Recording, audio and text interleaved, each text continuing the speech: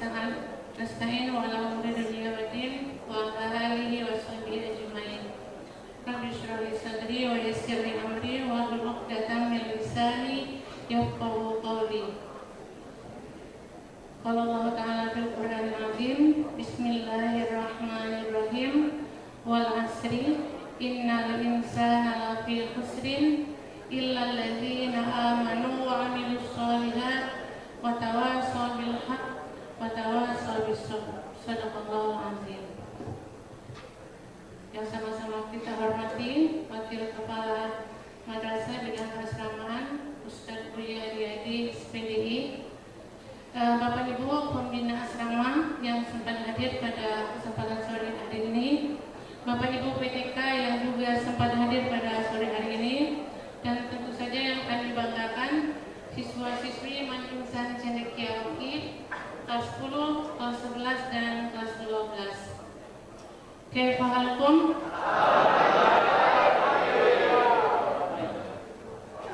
Kam daqiqatan yadkhulu waqtul maghrib.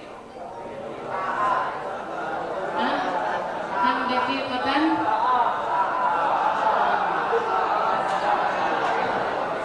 gitu ya. Anda udah berapa lama? Ya. Jadi menurut nanti detik-detik waktu maghrib kita bersama-sama bermuajahah di majelis ini insyaallah untuk membahas bersama atau kajian bersama dalam rangka untuk meningkatkan kualitas iman dan takwa kita pastinya. Hari ini hari ke-8 ya. Hari ke-8 dari bulan Ramadan. Oh 7. Saya ngitungnya cepat biar cepat lebaran gitu ya. Atau biar cepat pulang gitu ya. Udah pada datang juga udah mau pulang lagi. Jadi pada kesempatan kali ini sudah di mungkin tema yang diberikan kepada kami ini untuk manajemen waktu seorang muslim gitu ya. Sebelumnya juga saya minta maaf mungkin untuk penyampaian, mungkin nanti kadang kita di sini saling mengingatkan. Kalau seandainya saya kasih kesempatan kepada semua anak-anak sekalian, pasti semuanya bisa gitu. Cuman kamu nggak dapat giliran, itu saja bedanya ya. Tahun depan nanti minta giliran Ustadz Buya ya. Kalau kemarin Ustadz Buya sudah menyampaikan tentang apa? Judulnya, temanya apa? Ustadz sudah lupa Ustadz kemarin. Oke. Berarti hari ini Ustadz tidak perlu ceramah, ntar juga dilupakan gitu ya.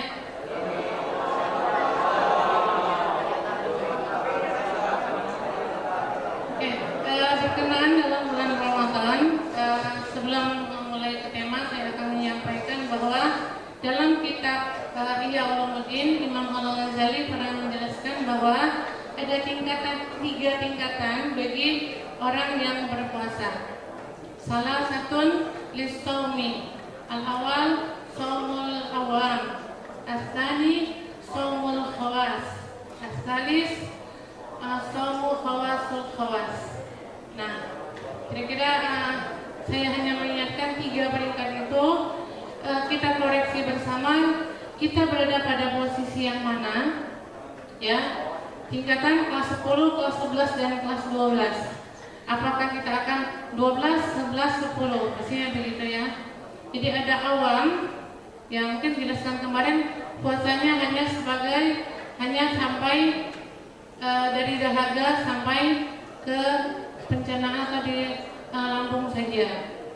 Ada juga puasa yang khawas, itu sudah ke semua anggota min a'dha'il jismi, tangan, kaki, mata dan sebagainya.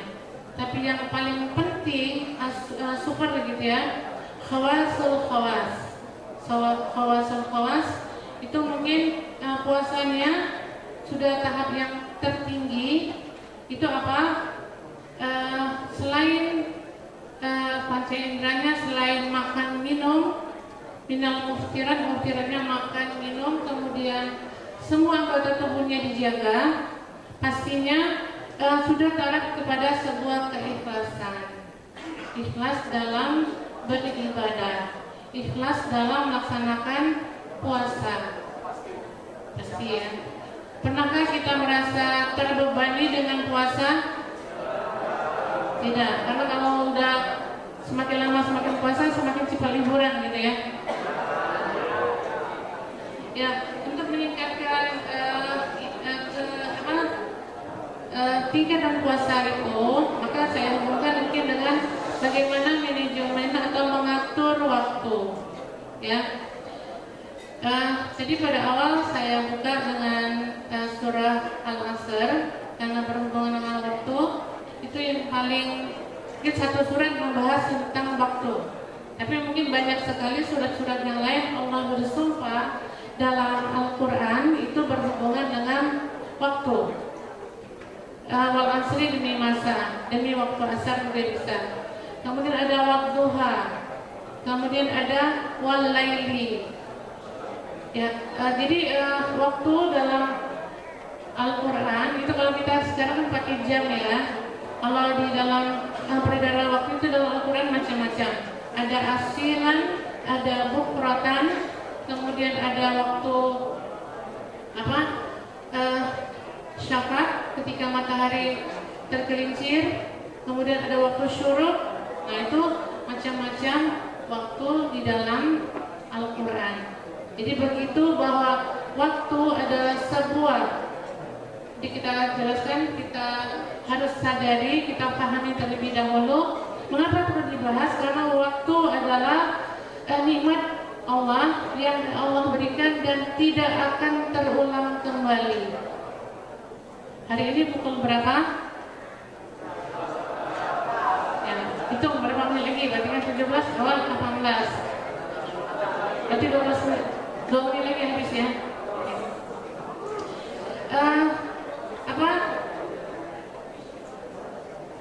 Jadi waktu itu tidak akan terulang. Jadi jam 17:15 hari kemarin itu tidak akan terulang kembali. Kita menyesal tidak melakukan sesuatu pada hari kemarin, itu bahwasanya kita termasuk orang-orang yang merugi. Jadi dalam ayat surat Al-Asr dijelaskan waktu demi waktu kemudian merugi. Kok gitu? Wal asri innal insana lafi khusrin. Pada waktu ini kita sekarang duduk bersama, apakah kita termasuk orang yang merugi? Innal insana lafi khusrin. Hal antum minal khasirin? La. Illa. Nah, mari kita akan mengambil kepada pengecualiannya. Illal ladzina amanu. Kecuali orang-orang yang beriman. Wa amilus sholihat. Jadi iman, wa amilus sholihat, dan beramal soleh. Wa tawasaw bil haq wa tawasaw bis sabr. Oke, kalau sama kita Islam, oke, semuanya sudah Islam. Kita iman, sudah masuk ke tahap iman, berarti insya Allah rukun iman sudah kita lakukan, kita amalkan, kita implementasikan dalam kehidupan kita. Kemudian tahap selanjutnya setelah kita beriman itu beramal soleh.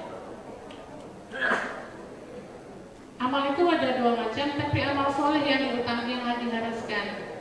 Nah, kadang-kadang kita kepada tingkatan kita mungkin lebih kepada amal yang, kalau amal yang tidak soleh itu amal apa namanya? Soleh dan toleh gitu ya. Oh, toleh, ubur-ubur leh gitu ya.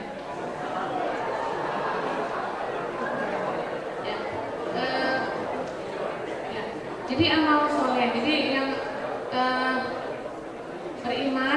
beriman supaya kita nggak rugi, kita harus ada label iman, kemudian amal soleh, kemudian watawasaw bil haq watawasaw bis sabri, saling menasehati dalam hal watawasau bil haq, watawasau bis sabr, dalam hal kebenaran, dalam hal kesabaran.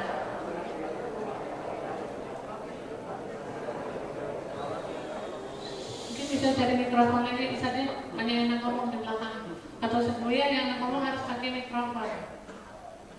Ada yang ngomong lagi? Ya, gantian. Kalau emang cuma satu bisa ganti nama saya kasih ini ya. Yang pertama, yang selanjutnya itu bagaimana kita memanfaatkan atau kita mengatur waktu. Kita setiap orang itu punya waktu yang sama. Jadi kalau ada yang gaya ngomong, oh saya nggak ada waktu, bohong. Nggak ada waktu, bohong gitu ya. Ustazah bisa nggak ketemu Ustazah nggak ada waktu. Artinya hari ini saya ada kegiatan ini, bagaimana kalau kita ketemunya jam sekian, itu biasanya bagi waktu namanya. Tapi kalau bilang nelpon orang tuanya saya nggak ada waktu karena sibuk belajar, insya Allah gitu ya. Orang tuanya nungguin, itu nggak ada waktu untuk nelpon ke orang tuanya. Itu tidak bisa memanfaatkan waktu. Konsep pertama yang harus kita untuk mengatur waktu yang kita miliki, kan waktu kita sama, tinggal kita atur aja. Bisakah kita tambah 24 jam 30 detik? Nggak bisa, sama. Jadi yang pertama yang perlu kita ingatkan itu dalam Al-Qur'an dijelaskan la tu'akhir amalaka ilal ghad ma taqdiru an ta'malahul yawm.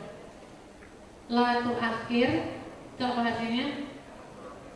Akhir, jangan mengakhirkan. La tu'akhir amalaka ilal ghad. Jangan menunda sampai besok. Ma taqdiru an ta'malahul yawm. Apa yang bisa kamu lakukan hari ini? Oh, kalau gitu kalau ada makanan kita habisin gitu ya. Ya, letakkan pada tempatnya pastinya ya. Oh, teman-teman ini ada satu kardus makanan yang harus dihabiskan, kita habiskan sekarang, itu jangan, karena punya tetangga ya. Jadi yang pertama, jangan menunda pekerjaan. Jadi dalam waktu kita, jadi apa yang perlu kita lakukan? Karena kita punya waktu yang sama tadi, apa yang harus kita lakukan? Konsepnya jangan menunda sesuatu yang sudah bisa kita lakukan hari ini, terutama berhubungan dengan tugas. Ya, biasanya kalau menyelesaikan tugas itu ngumpul tugas, ya, kapan menyelesaikannya? H-1 atau beberapa jam sebelum dikumpul, itu ya Saladin ya. Kalau Ustazah ngasih tugas, kirain nggak ada pelajaran bahasa Arab Ustazah hari ini katanya. Ternyata ada pergantian jadwal, ada PR, nggak ngumpul. Nah itu padahal kalau ada PR itu harus segera dilakukan, diselesaikan. Jadi hilangkan kebiasaan untuk menunda-nunda pekerjaan atau tugas. Jadi waktu sholat dulu apa makan dulu? Makan dulu, betul ya. Bukan dulu apa makan dulu? Makan dulu, karena makanannya sudah tersedia gitu ya. Takjil fil iftar gitu ya. Jadi mengamalkan yang sunnah gitu ya. Selanjutnya, konsep selanjutnya itu dahulukan yang wajib. Jadi dalam waktu yang sama itu dahulukan yang wajib. Sekarang iftar dengan salat maghrib yang mana yang wajib? Salatnya wajib. Utamanya didahulukan iftar gitu ya. Allah tidak akan memaksa kita menyelesaikan salat maghrib baru kita berbuka. Jadi dahulukan yang wajib. Jadi ketika kita berpuasa pun itu buka puasa itu wajib. Ada nggak yang ngeyel nggak mau buka puasa karena ingin meningkatkan kualitasnya? Itu salah. Ya, nggak mau berbuka karena taat kepada Allah, itu salah. Karena waktu berpuasa itu hanya sampai dengan ghurubi syamsi atau terbenam matahari atau pada waktu maghrib. Jadi kalau menunggu sampai malam, sampai tengah malam baru berbuka itu salah. Ya, harus didahulukan yang wajib. Tapi kalau kita mengatur antara buka puasa dengan sholat maghrib, itu tergantung dengan situasinya. Ya, kalau memang misalnya makannya nanti kamu sholat dulu ya, mari kita lakukan. Bagian daripada dia sudah diatur, kita makan dulu ya, itu berarti rezekinya. Kemudian selesaikan konsep selanjutnya, selesaikan pekerjaan itu tepat waktu. Ya, yang kembali tadi apa yang bisa sesuai dengan, jadi nanti juga selesai, tenang nanti juga selesai, itu salah. Jadi kalau memang ingin waktu, jadi sediakanlah waktu sholat pada zuhur pada waktu zuhur. Tenang aja, nanti juga saya tetap sholatnya 5 menit sebelum azan asar misalnya, itu salah. Jadi pastikan batasan waktu dari amal ataupun kegiatan ataupun kewajiban yang harus kita selesaikan. Kemudian yang selanjutnya yang perlu kita ingatkan dalam hal aktivitas ataupun kegiatan kita dalam mengatur waktu adalah di situ dalam sebuah hadis yang diriwayatkan oleh Abu Hurairah dijelaskan bahwa min husni islamil mar'i tarkuhu mala yaknihi. Min husni islamil mar'i tarkuhu mala yaknihi. Siapa yang bisa menjelaskan mas artinya?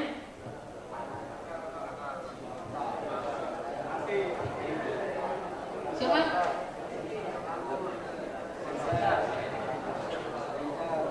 MC mau menjelaskan artinya? MC ya. Biasa kan MC kan nggak pernah menjawab ya. Kita paksa MC-nya sekarang ya.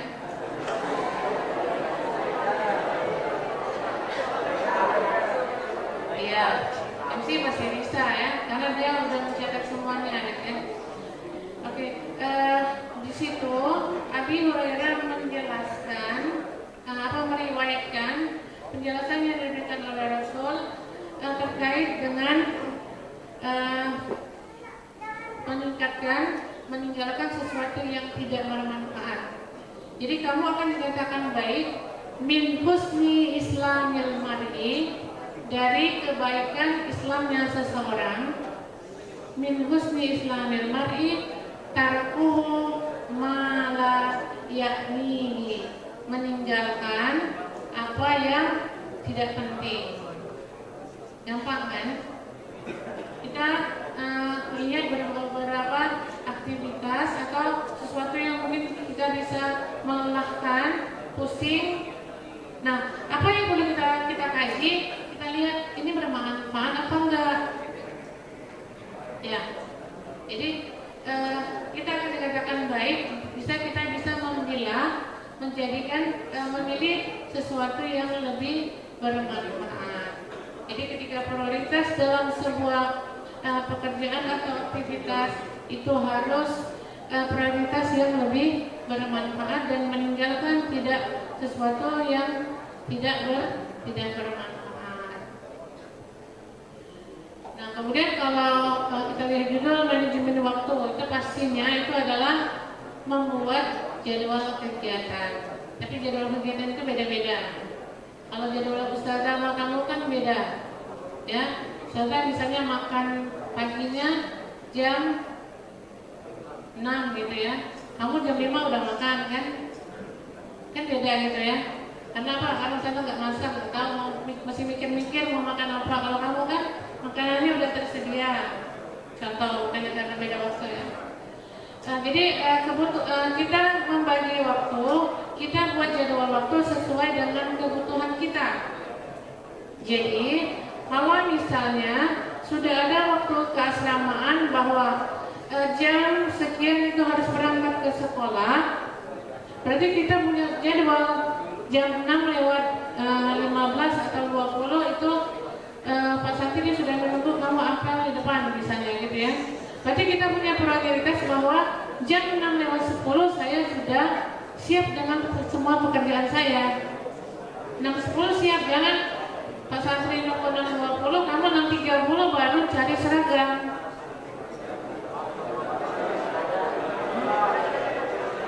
Ya. Jadi membuat jadwal kegiatan saya paham bahwa kamu lebih paham. Jadi sesuai catatannya sesuai dengan kebutuhan. Jadi kalau kita punya aktivitas apa, maka kita buat sesuai dengan kebutuhan. Nah kemudian mungkin ada nanti dalam kehidupan kita mungkin ada sesuatu yang sifatnya insiden, ya sesuatu yang sifatnya mungkin tidak terjadi setiap saat. Nah di situ tadi kita bisa memilih, memprioritaskan tadi mana yang lebih bermanfaat, mana yang lebih memang kita butuhkan. Nah kemudian sebenarnya yang bermanfaat itu yang ini, tapi saya atau yang harus itu yang ini, tapi saya lagi nggak fokus. Nah sekarang memaksa langkah selanjutnya mungkin fokus pada sesuatu yang perlu kita selesaikan. Ya, dikasih tugas sama Pak Reza melukis, setiap malam itu melukis. Terus ada Ustaz Buya kasih hafalan hadis misalnya, nggak dihafal-hafalin karena nggak fokus, lebih fokus melukis. Nah itu jadi lebih suka melukis, padahal menghafal itu wajib misalnya, karena tugas kita juga kan. Sudah kasih tugas apa gitu. Nah kita harus belajar fokus pada sesuatu yang harus kita selesaikan. Jadi buat jadwal, siapa yang buat jadwal, kita sendiri, tahu kebutuhan kita sendiri, kemudian bagaimana mengatasinya, kita juga harus lebih tahu. Jangan larut dengan hal-hal yang tidak bermanfaat. Jadi kalau saya bilang insiden, jadi kadang-kadang insiden itu ada yang perlu, ada yang nggak perlu. Kadang-kadang ada pengaruh negatif yang mungkin datang, pengaruh negatif yang mungkin diberikan datang kita yang perlu kita berpikir. Kadang-kadang pengaruh teman gitu yang ngajak ke sana kemari, padahal saya jadi kalau sekarang saya ini. Dan pastinya supaya waktu kita bermanfaat itu pastikan bahwa mengingatkan bahwa apa yang kita miliki, apa yang akan kita lakukan itu adalah terbaik bagi diri kita. Jadi pastikan niatkan berubah untuk menjadi sesuatu yang lebih baik. Gimana? Lembaran saya sudah habis, berarti sudah habis modalnya ya, gitu ya. Oke.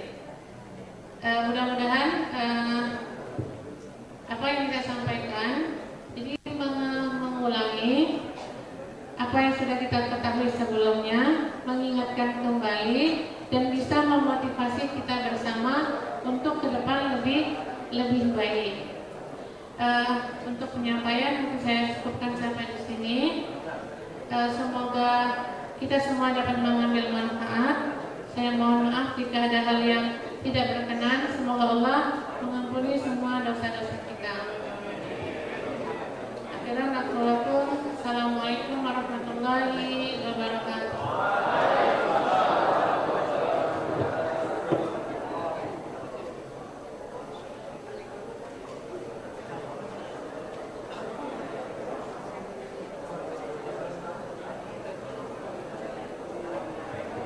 Baiklah, selanjutnya kita masuk ke sesi berikutnya, yakni sesi tanya jawab. Ada yang ingin bertanya? Boleh.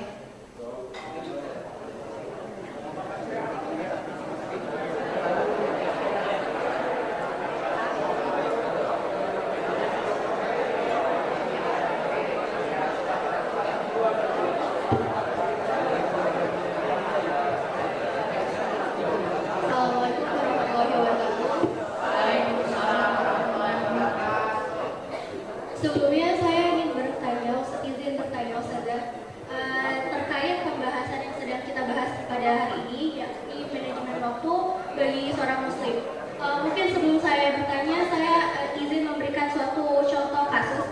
Jadi pada suatu hari ada si A ini dia udah setting jadwal ustazah dari jam segini sampai jam segini dia harus melakukan suatu aktivitas tertentu. Misal si A udah set dari jam segini sampai jam segini dia harus baca Quran. Namun tiba-tiba ada temannya yang menghampiri ustazah untuk mengajak ngobrol. Nah, pertanyaan saya, bagaimana caranya menyikapi dengan lebih sopan dan lebih baik kepada temannya si A ini, agar si A ini tidak terpengaruh oleh temannya, mengingat si A juga harus komitmen dengan jadwal yang sudah ia tentukan sebelumnya. Mungkin itu saja. Terima kasih. Wassalamualaikum warahmatullahi wabarakatuh.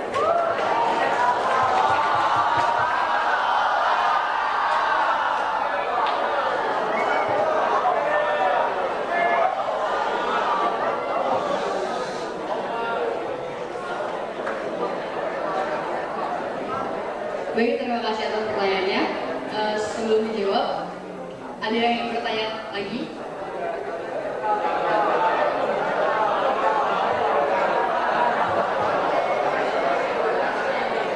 Tolong angkat tangan jika ingin bertanya. Ya, mungkin cukup satu pertanyaan. Untuk selanjutnya, izin Ustazah untuk menjawab. Ya, kalau saya jawab itu jangan banyak-banyak Ustaz. Banyak-banyak tidak terjawab kan. Kalau Ustaz tidak terjawab, nanti saya minta bantuan Pak Nino ya.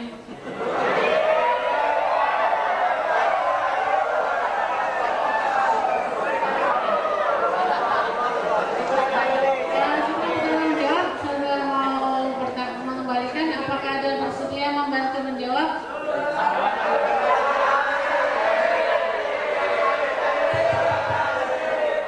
Kira-kira kita kembalikan dari situ ada jadwal yang sudah kita set ya di setelnya. Ternyata pada waktu yang sama ada teman yang ngajak ngobrol. Kira-kira mana yang kita pilih? Mana yang kita pilih? Pengen tahu nggak kalau Ustazah pilih apa? Pengen tahu nggak kalau Ustazah pilih apa? Kalau saya pribadi kalau diajak ngobrol ya ngobrol gitu. Ya, kira-kira gini, mumpung ada yang ngajak ngobrol kan, Ustazah lagi baca Quran, ya. Tiba-tiba ada yang datang mau ngajak ngobrol gitu. Saya tutup Qurannya, enak ngobrol kan? Ya udah itu jawabannya.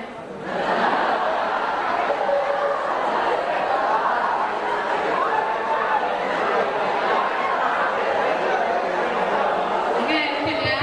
Tapi dari karena si A bukan saya gitu ya. Jadi saya arahkan dulu ya. Jadi kalau dalam hal seperti itu pastikan dulu ngobrolnya ngobrol apa. Ngobrolnya ngobrol apa. Ya. Dia datang-datang Ustazah sambil nangis lagi ngobrol, masa Ustazah mau tetap baca Quran? Kan gitu kan? Dan kemudian ada teman juga ngajak ngobrolnya, ternyata dia ngajak diskusi gitu.